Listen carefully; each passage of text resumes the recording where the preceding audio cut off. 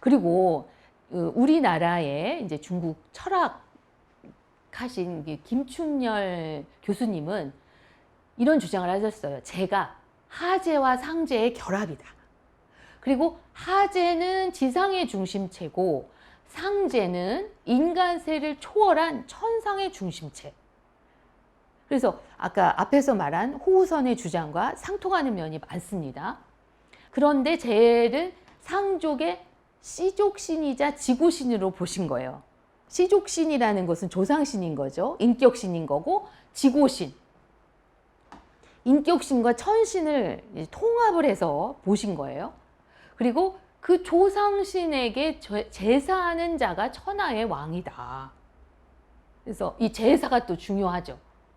그런데 우리가 살펴본 것처럼 상왕실은 이 재에게 제사를 지내지 않습니다. 그런데 이분은 이 부분을 간과하신 것 같아요. 제가 이 책을 이 부분을 너무 이제 강조를 하셨기 때문에 여러 번 제가 다시 읽어봤는데 이렇게 말씀하셨어요. 그 조상신에게 제사하는 자가 천하의 왕이다.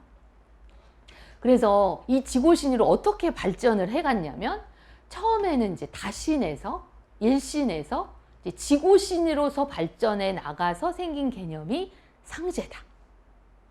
그래서 이렇게 쭉 발전해 나간 개념이라는 거죠.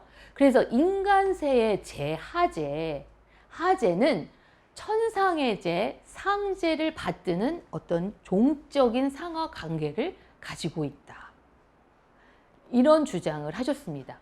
그래서 저도 이 부분에 동의하는 면이 있고, 그리고 조금 수정하고 싶은 부분이 있는데요. 어떤 점이냐면 이 갑굴문에서 재에게 제사를 올리는 복사가 전혀 발견되지 않았다는 것을 간과하신 부분이 있다. 그래서 상왕은 재에게 제사를 하지 않기 때문에 재는 상족의 씨족신이 아니고요. 재에게 제사하는 자가 바로 지상의 중심체다. 그리고 상왕실의 제사 체계에서는 재가 빠져 있다. 이런 점을 이분이 간과하신 부분을 저는 좀 지적을 하고 싶습니다. 그리고 이제 이 왕제설과 관련해서 최근 2011년에 나온 책에 중국 고대 우주관과 정치문화라는 책에서도 이런 비슷한 궤를 같이 하는 주장을 하고 있는데요.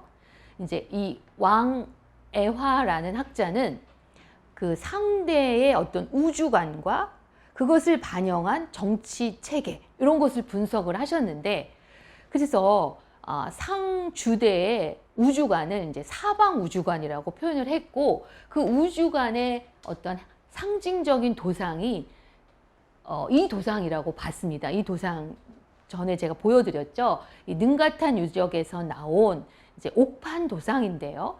중국에서는 이것을 최초의 하도 낙서다, 하도다 이렇게 해가지고 연구를 많이 하고 있는데, 이 거북이 사이에서 나온 이 옥판의 도상, 이것이 중국적 세계관, 우주관의 표상이다. 그리고 그 우주관을 담고 있는 내용을 어떻게 설명을 하셨냐면, 이 성속 양계가 하나로 융합되고, 이러한 융합은 상왕의 존재 자체로 구현이 된다. 이렇게 보셨어요. 무슨 뜻이냐면, 조금 더 쉬운 용어로 말한다면, 살아있는 왕과 죽은 조상은 연속되는 하나의 사슬을 형성해서 신과 인간이 하나의 연속된 존재의 총체를 형성한다는 그런 관점으로 말씀하셨습니다. 살아있는 왕과 나의 그 선조, 그 왕의 선조가 하나의 사슬처럼 연결되어 있다는 뜻이죠. 그래서 상왕실은 아주 강력한 조상신 중심의 사유관념이 아주 공고하게 형성되어 있었고, 이러한 상왕실의 조상신은 이 제사와 우주의 중심인 이 중심을 형성하고 다른 종족, 이족과 아주 대비된다는 거예요. 그래서 이 상왕이 바로 이 중심으로 작동하는 조상에 대한 제사권을 통해서 천지간의 모든 소통을 독점을 한다. 이런 우주관과 이런 정치 의식을 가지고 있었다. 이렇게 보았습니다. 그래서 당시에 이 제사권이 상당히 중요한, 이 제사를 통해서 통치를 하는, 우주와 인간세를 통치하는 것이 이 제사권에 달려 있다는 것, 그런 관점을 이제 보여주었고, 많은 부분에서 저도 동감을 하는데, 이 문제는 이 제가 무정 시기에 엄청나게 상왕족에게 많은 영향력을 행사를 했습니다마는 상왕실에 제사를 받지 않았기 때문에 이 상왕실이 이 당시의 우주관의 중심이 될 수는 없다. 그런 면을 오히려 드러내 보여주고 있다. 이 주장이. 그렇게 말씀을 드리겠습니다. 이 왕제설, 제는 상제와 하제의 결합이다. 근데 제가 상제는 뭐 천신 지고신이고 하제는 상왕의 뭐 선조다. 이런 주장에 대해서 제가 비판을 하는 관점을 말씀을 드렸습니다. 그래서 우리가 이제 다시 한번 이제 생각을 해봐야 될 것은 이 제천과 제사라는 것입니다. 그래서 이 제가 하상이라는 용어로 쓰였고요. 그 하상은 바로 상제와 하제의 결합, 그리고 또 상자, 이런 용어로 쓰였다. 이런 것을 말씀을 드렸는데, 이 상제는 풍운뇌우와 제5신을 거느리고 자연신을 주재하는 천신 환웅의 모습을 가지고 있습니다. 그렇다면 상제가 환웅이라면 하제는 누구일까요?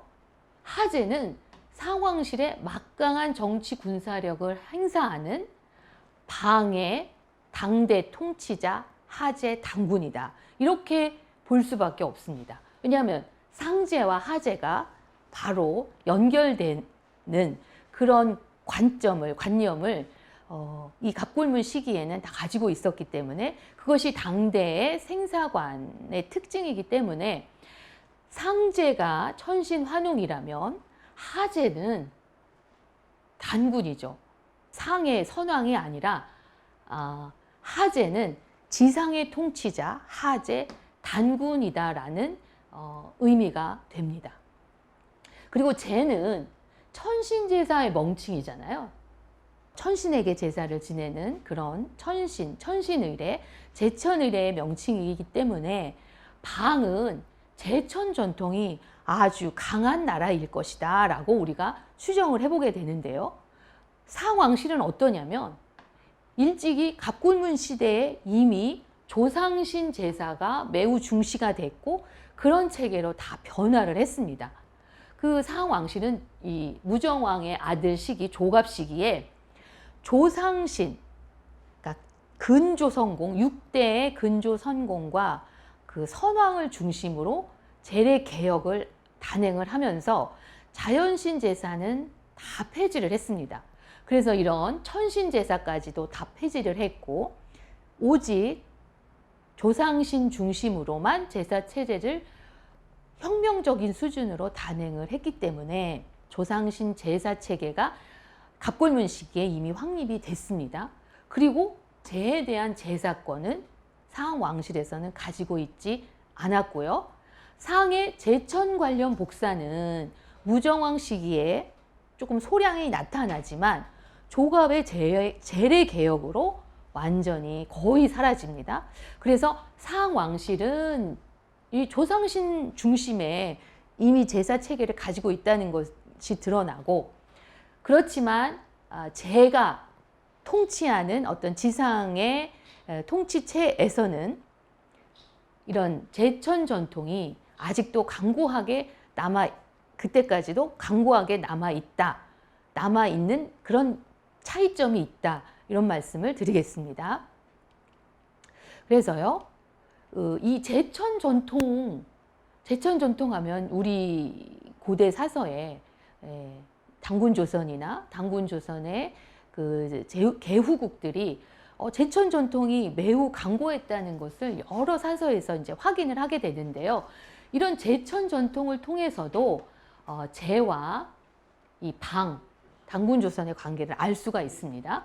그래서 부여 고구려 예에는 제천 풍습이 굉장히 이제 성행을 했는데, 후한서에 동의열전 부여국전에 이런 말이 나와요. 나벌 제천 대회 연일 음식 가무 명활 영고 단 형옥 해 수도 해서, 이 나벌 제천의 제천 대회에서는 연일 음식을 먹고 가무를 즐기는데 영고라고 했다. 그리고 형옥을 끊고 또 제수도 풀어주었다. 이런 기록이 나오고요. 후한서 동의열전 고구려전에도 이제 10월 제천 대회 명활 동명이라는 제천 대회를 했다는 기록이 나오고, 또 삼국지 오한선비 동의전 고구려전에도 10월 제천 국중대회 명활 동명, 그러니까 10월 달에 제천을 국중의 큰 모임으로 했고 동명이라고 말했다. 이런 기록이 나옵니다. 또 후한서 동의열전 예전에도 상용 10월 제천 주야 음주가무 명지위 무천, 무천이라는 이 제천 대회를 했다. 이렇게 단군 조선을 이은 부여, 고구려, 또 예 이런 곳에서 제천이 아주 성행했다는 것을 알 수 있습니다. 그렇다면 단군 조선 시기는 더 말할 것이 없겠죠. 단군 조선 시기에도 굉장히 제천이 아주 성행했고 제천을 통해서 나라를 다스렸을 것이라는 것을 충분히 짐작을 하게 합니다. 그런데요, 이제 조선왕조 실록에도 이 제천 관련 기록이 있습니다. 그 태종 16년 변계량이 상서문을 올렸는데 어떤 내용이냐면 이런 내용이에요. 우리 동방은 단군이 시조이며 하늘에서 강림하였으며 중국의 천자가 분봉한 나라가 아니며, 단군은 당요와 같은 무진년에 개국하여 하늘에 제사 올리는 의례 사천질에는 어느 시대에 시작되었는지는 모르는 오래된 전통으로 결코 폐지할 수 없다. 이런 상소문을 올립니다.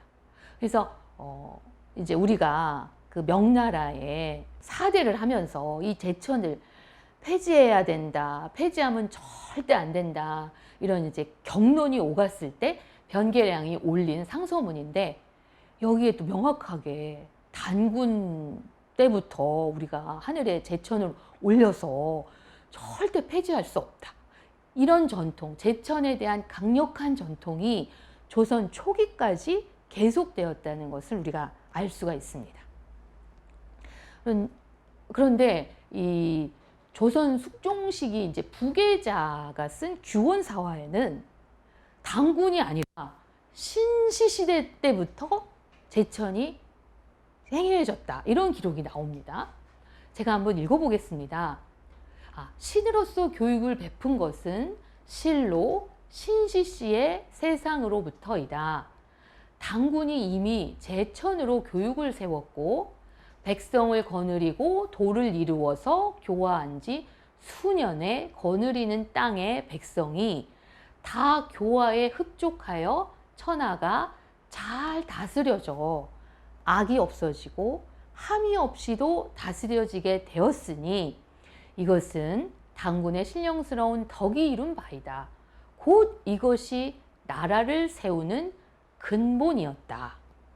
그러니까 제천이 곧 나라를 세운 근본이었다는 거죠. 그리고 그 제천의 전통은 신시시, 환웅으로부터 유래했고 단군은 환웅의 뒤를 이어서 제천을 통해 나라를 다스렸다, 그런 내용을 담고 있습니다. 그래서 우리가 이제 갑골문에 제가 환웅의 모습을 보였고 환웅의 특성을 아주 많이 가지고 있고 단군이 그 뒤를 이어서 제천을 계속해서 행해왔다. 그런 것이 이런 기록과 이제 갑골문의 기록이 매우 이제 부합하는 기록이라는 것을 알게 됩니다. 그래서 중국은 이미 상나라 때부터 제사 전통으로 방향이 바뀌었고요. 당군조선 이쪽은 이 제천 전통이 계속해서 강력하게 유지되다가 조선 초기에까지도 이 제천 전통이 아주 강력하게 유지가 되었다는 것을 우리가 여러 문헌 사료를 통해서 이제 살펴보았습니다.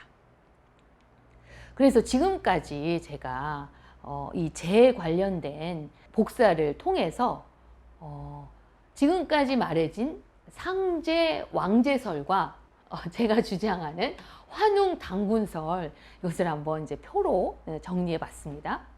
보면 이제 이 중국 학자들 그리고 지금까지 학계에서 주장되고 있는 내용 이제 상제 왕제설 뭐냐면 제는 상제 플러스 하제다. 그러니까 상제는 비인격적 지고신 그러니까 천신인 거죠. 천신 하느님. 그리고 하제는 왕제다. 왕제는 상왕신의 선왕이다. 그러니까 지고신과 조상신이 결합된 게 이 제라는 거예요. 그 주장입니다. 근데 저는 다르게 좀 비슷하지만 다르게 보는 게 제는 하제, 상제 더하기 하제예요. 그래서 상제는 하제의 조상신이에요. 하제가 중요합니다. 하제의 조상신. 그래서 한웅이고요. 하제는 지상의 통치자. 이 지상에서 통치하는 단군입니다. 왜냐하면 갑골문이 쓰였던 시기 그게 정확하게 단군의 통치 시기와 일치하기 때문에 그때 당시에 세계를 직접 통치한 지상의 통치자는 단군이기 때문에 단군이 하제다. 그리고 이 상제 왕제설의 이제 특징이 뭐냐면 이 비인격적 지고신과 인격신을 통합한 개념이죠. 그러니까 하나님이자 인격신인 거예요. 사람이었었던 거죠. 그것을 하나의 단어로 표현을 했는데 그런 예가 다른 문화권에 있을까? 그런 이제 의문이 생깁니다. 그래서 이 비인격적 지고신은 인간의 제사를 초월한 아주 지극히 높은 존재다. 이런 해석을 하고 있죠. 이게 완전히 이제 상나라 중심으로 전체를 해석한 이제 그런 해석입니다. 그것에 비해서 이제 환웅 당군설은 이 조상신과 현실의 인간을 통합한 개념이에요. 그러니까 조상신과 지상의 인간을 통합한 개념. 이게 저는 갑골문식이 가지고 있는 어떤 생사관의 특징이고 이 부분은 다른 이제 갑골편을 같이 보면서 요거는 제가 또 한번 말씀을 드리도록 하겠습니다. 조상신과 지상의 인간이 통합된 어휘이다. 앞에서 뭐 왕애화의 주장 또는 김충렬 교수님도 상제, 하제 이런 개념을 통해서 이 조상신과 현실의 인간이 통합해서 표현이 됐다. 이런 것이 당시의 특징이다. 이런 얘기를 드렸는데 이때 당시의 생사관의 특징입니다. 그래서 상대의 지고신은 이 제가 아니고요. 천신 요겁니다. 천신의 신격 이것이 신격이다. 신격이 굉장히 중요하기 때문에 이 부분도 왜 이 부분이 천신의 신격인지 이것도 제가 또 한번 따로 이제 강의를 드리도록 하겠습니다. 천신은 여기다. 그리고 제 통치 영역은 상이 아니라 상의 동북방에 위치한 당군조선이다. 그리고 당군조선과 후계 국가에 이 제천 전통이 매우 강력했기 때문에 이 제의 글자, 제천을 의미하는 제의 글자의 그 전통을 이쪽에서 잇고 있다. 이렇게 말씀을 드리도록 하겠습니다. 그래서 이런 상제 왕제설은 이제 호후선이라는 학자, 갑골문을 초기에 이제 정리하고 굉장히 많은 역할을 했는데, 이분의 발표가 있고 지금 많은 학자들이 이 설을 이제 따르고 있고요. 지금 김충렬 교수님도 이런 상제 왕제설을 따르고 있는데, 저는 일정 부분은 그것을 수용하지만 이제 조금 다르게 해석을 하고 있는 거죠. 그래서 이 상제 왕제설이 이해가 되지 않는, 해석이 되지 않는 부분들이 있습니다. 한계점이라고 제가 말씀을 드렸는데, 이 조상신인데 왜 제사를 그럼 안 지내느냐? 여기 하제는 조상신이잖아요. 조상신적 측면이 있는데 그 옛날에 제사가 중요했던 시기에 왜 제사를 지내지 않는가? 이 부분에 대해서는 답을 못하고 있다. 그래서 이런 한계점을 우리가 극복을 해야 되고요. 그리고 이 비인격신과 인격신을 한 단어로 통합을 하는 게 이게 가능한가? 그러니까 하나님과 우리 인간, 예를 들면 하나님과 성인이라고 하지만 예수님을 하나의 단어로 표현을 하는가? 이렇게 신은 신이고 또 성인은 성인이고 이런데, 이 비인격신과 인격신을 한 단어로 통합해서 표현했다는 것, 그것에 대해서 좀 더 다른 논리적인 그 해석이 필요하다, 이렇게 보여집니다. 또 하나가 이렇게 지극히 높은 신이라면 제가 이게 왜 갑자기 사라지는가?